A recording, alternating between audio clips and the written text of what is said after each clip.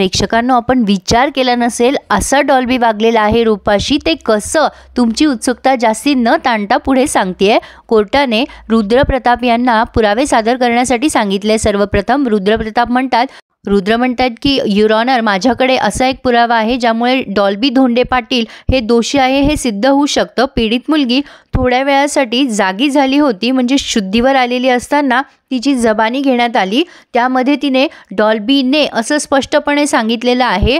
तो पुरावा कोर्टासमोर सादर करण्याची मला परवानगी देण्यात यावी। आता हे रुद्रप्रताप यांनी सगळं सादर केलंय। मी तुम्हाला आज डिटेल न सांगता जे मेन हायलाईट केलेलं आहे ना प्रेक्षकांनो, ते सांगते, कारण आज ना यांनी बराच थरार दाखवलाय। म्हणजे आता कोर्टामध्ये पुढे रूपा येते, तिच्याकडे सगळेजण बराच वेळ बघताय वगैरे वगैरे, खूप सारं म्युझिक वगैरे आहे मध्ये। तर आता या जज साहेबांनी रूपाचं ती साक्ष ऐकली। आता त्यामध्ये तिने सांगितलेलं असतं डॉल्बीने। आता हे जे पुरावा आहे हा बघितला युअर ऑनर यांनी, पण आता सुशीलाबाई मध्येच पॅनिक होतात। डॉल्बीच्या डोळ्यातनं अश्रूच्या धारा निघतात। सुशीलाबाई म्हणतात, माझा लेक असा नाही आहे, ओ प्लीज त्याला शिक्षा देऊ नका, मी तुमच्या पुढे हात जोडते। बापूसाहेब म्हणतात, माफ करा, आता असं होणार नाही। कारण ह्या जज मॅडम म्हणतात की हा असा गोंधळ इथे घालू नका। बापूसाहेब सुशीलाबाईंना समजून सांगून खाली बसवतात। धनंजय म्हणतो, सासूबाई असं काय करताय, अजून काही त्यांनी दोषी सिद्ध केलेलं नाहीये डॉल्बीला, शांत बसा खाली। रुद्र पुढे सांगतायत की यामध्ये स्पष्टपणे सांगण्यात आलंय की डॉल्बीने हा अतिप्रसंग केलाय आणि डॉल्बीने दिलेल्या स्टेटमेंटनुसार हे दोघं सुद्धा डॉल्बीच्या सोबत सामील होते। त्यामुळे मी कोर्टाला विनंती करेल की डॉल्बीला आणि या दोघांनाही कडक शिक्षा करण्यात यावी। आता धनंजयला युक्तिवाद करण्यासाठी परवानगी मिळते। त्यावर धनंजय म्हणतो, यांनी सादर केलेला पुरावा म्हणजेच सगळं काही आहे असं कोर्टाची दिशाभूल करण्यात येते। युअर ऑनर, कोर्टाला असं समजून सांगण्यात येते की जसं काही हे सगळंच असंच घडलंय, पण तुम्ही तो पुरावा पुन्हा एकदा पाहावा अशी माझी विनंती आहे। ते आता युअर ऑनर पुन्हा पुरावा बघतात, तेव्हा धनंजय म्हणतात, बघा तुम्ही तो पुरावा पुन्हा ऐका आणि डॉल्बी आणि ने मध्ये पॉज आहे, त्यामुळे हे सगळं डॉल्बीने केलं नाही असंही घडू शकतं। रुद्र मनात विचार करतात, मला वाटलंच होतं या पुराव्याचा काही उपयोग होणार नाही, धनंजय नक्कीच हे सगळं करू शकतो आणि धनंजयने रुद्रच्या अपेक्षेनुसार सगळं तसंच वागलाय। पण आता धनंजय म्हणतो की तुम्ही विचार करण्यात यावा आणि डॉल्बीला निर्दोष सोडण्यात यावं, कारण माझ्या अशिलाने हे सगळं केलेलं नाही असंही सिद्ध होऊ शकतं।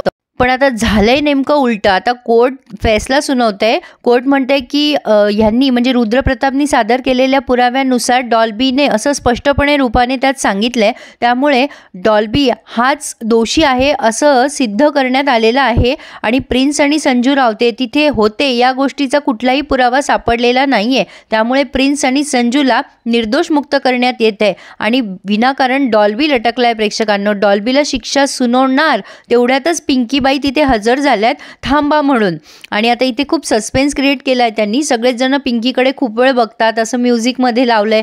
पण आता पिंकी, मी तुम्हाला डायरेक्टली सांगतेय, पिंकी तिथे आली आहे कोर्टासमोर आणि म्हणतेय, युअर ऑनर, आमचे भाऊजी दोषी नाहीयेत, आमच्या डॉल्बी भाऊजींनी काहीही केलेलं नाहीये, खरे दोषी हे प्रिन्स आणि संजू आहेत। आता मात्र प्रिन्स आणि संजूचे धाबे दणाणलेत। कोर्ट म्हणते की पिंकी मॅडम, तुम्हाला पुरावा सादर करावा लागेल। पिंकी म्हणते, आहे माझ्याकडे पुरावा धनी, असं म्हणून ती आवाज देते युवराजला आणि युवराज रूपाला घेऊन येतो। आता डॉल्बीला नवलच वाटतंय आणि सगळेच जण रूपाकडे आश्चर्यचकित होऊन बघताय। तुमच्या पण मनात आलं असेल ना की रूपा कशी काय जागी झाली। आता हे त्यांनी पुढे एक्सप्लेन केलंय। आता मात्र प्रिन्स आणि संजू घाबरलेत। रूपा तिथे आली आहे। आता पिंकी सांगते, रूपा आधी त्या दोघांकडे खूप रागाने बघत असते, संजू आणि प्रिन्सकडे। पिंकी पुढे म्हणतीये, युअर ऑनर, माफ करा मला, पण हीच ती मुलगी आहे जिच्यावर अत्याचार करण्यात आलाय, पण मला हे लपवून ठेवावं लागलं, ती कोमातनं बाहेर आली आहे म्हणून, तर ते घडलं असं। प्रेक्षकांनो, पिंकी आता कोर्टाला सांगतेय की ही जी रूपा आहे ही कधीची शुद्धीवर आली होती, पण आता तिने डॉक्टरला विनंती केलेली असते की रूपा शुद्धीवर आली आहे हे तुम्ही कोणालाही सांगू नका। आता ह्या ज्या डॉक्टर आहे ना, त्या मेन ज्या डॉक्टर दाखवल्यात आधी त्यांचे ज्युनियर आहेत, तेव्हा ह्या डॉक्टर म्हणतात की पण मला जर मॅडमनी विचारलं तर।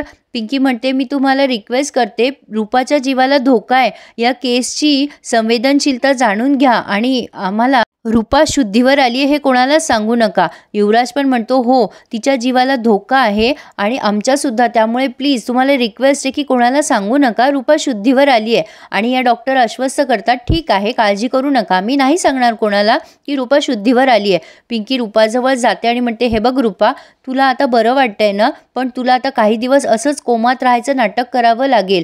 आणि अशा प्रकारे पिंकीने रूपाचाही जीव वाचवला आणि या केसला पिंकीमुळे वेगळीच दिशा मिळाली, कारण रूपाच एक अशी विटनेस होती की जी हे सगळं सत्य समोर आणणार होती. कोर्ट पुन्हा विचारतायत की तुम्ही असं का केलं पिंकी धोंडे पाटील. त्यावर पिंकी म्हणते, माझ्यावर आणि रुद्रसाहेबांवर जीवघेणा हल्ला झाला होता.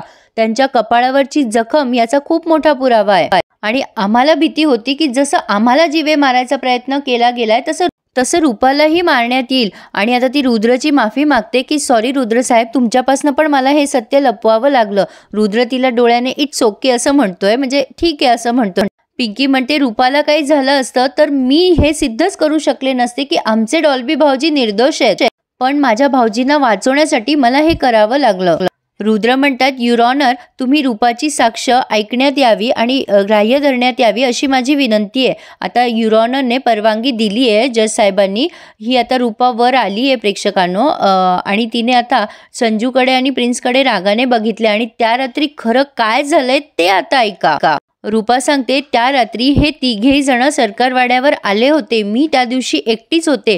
प्रिन्स आणि संजू या दोघांनीही मला त्रास द्यायचा प्रयत्न केला आणि डॉल्बीने त्यांना मला वर नेण्यासाठी मदत केली. पण आता वर गेल्यानंतर हे जेव्हा माझ्यावर अतिप्रसंग करायचा प्रयत्न करत होते तेव्हा डॉल्बीमध्ये आला होता प्रेक्षकांनो. तो प्रिन्स आणि संजूला म्हणत असतो, झाली तेवढी शिक्षा पुरे झाली, आता तिला काही करायचं नाही, हात लावू नका त्या मुलीला. पण आता हे संजू आणि प्रिन्स डॉल्बीला मारायला लागतात तिथे. डॉल्बी रूपाला वाचवायचा प्रयत्न करत असतो, त्या दोघांनाही प्रतिकार करत असतो, पण त्या दोघांची ताकद जास्ती असल्यामुळे डॉल्बीला तिथे ते पाडतात खाली आणि डॉल्बीच्याही डोक्याला मार लागतो. आता रूपा तिथेच बेशुद्ध पडते आणि या गोष्टीचा फायदा घेऊन प्रिन्स आणि संजू त्या रूपावर अतिप्रसंग करतात. रूपा सांगते की ह्या दोघांनीच मला त्रास दिलाय, ह्या दोघांनी माझ्यावर अत्याचार केलाय, पण डॉल्बी धोंडे पाटील यांनी माझा जीव वाचवायचा प्रयत्न केलाय. मी कोर्टाला विनंती करते की त्यांना दोषी सिद्ध करू नये, त्यांनी माझी मदतच केलेली आहे.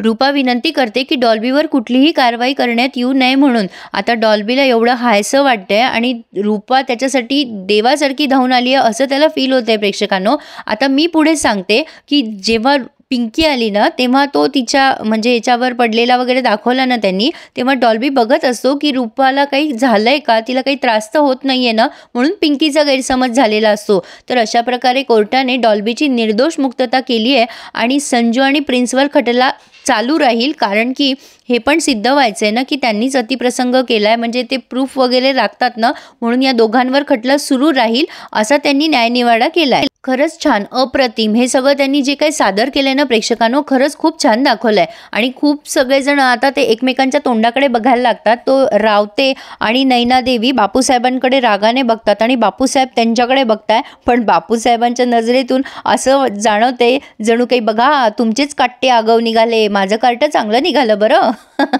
असं मी टिपलंय. असो, तर अशा प्रकारे सगळं काही व्यवस्थित झालंय. अंत भला तो सब भला. डॉल्बी आता कोर्ट सुटल्यानंतर रूपाकडे आणि पिंकीकडे येतोय. सुशीलाबाईंकडे त्याने बघितलं सुद्धा नाहीये आणि बापूसाहेबांकडे सुद्धा. हे मारे आपुलकीने डॉल्बीच्या जवळ जातात, पण डॉल्बी आता पिंकी जवळ येतो आणि खूप रडायला लागतो. तो आता मनापासून पिंकीची माफी मागतोय. खरं सांगू प्रेक्षकांनो, मी या मालिकेत इतकी इन्व्हॉल्व झाली आहे ना की माझ्या डोळ्यांमध्ये पटकन अश्रू आलेत. खरंच खूप छान दाखवलंय त्यांनी.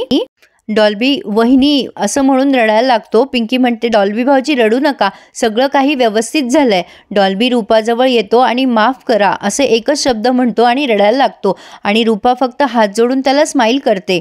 खरंच प्रेक्षकांनो, डॉल्बीने त्याच्या आयुष्यातला खूप मोठा धडा शिकलाय की वाईट संगतीमध्ये राहायला नको. डॉल्बी हा फक्त दाखवतो की तो चिडचिडा आहे, पण ॲक्च्युली तो मनातून खरंच खूप चांगला आहे प्रेक्षकांनो. अप्रतिम ॲक्टिंग केली आहे सगळ्याच कलाकारांनी आणि डॉल्बीला कळलं आहे की त्याचं खरं कोण आहे आणि तो पटकन युवराजला बिलगलाय. युवराजने पण त्याचे लाड केलेत. आता छबी जवळ येते पिंकीच्या आणि म्हणते, सरपंच बाई आता सरळ थेट सरकारवाड्यावर यायचं बरं का. आणि बापूसाहेब आणि सुशीलाबाईंचा चेहरा पुन्हा एकदा लटकलाय. या केसमुळे डॉल्बी आणि पिंकीचं नातं मात्र सुधारलंय प्रेक्षकांनो असं दिसतंय, पण अजून तर बरंच काही बघायचं बाकी आहे. डॉल्बी आता घरी आलाय, इथे त्यांनी रिव्ह्यू पूर्ण केलाय.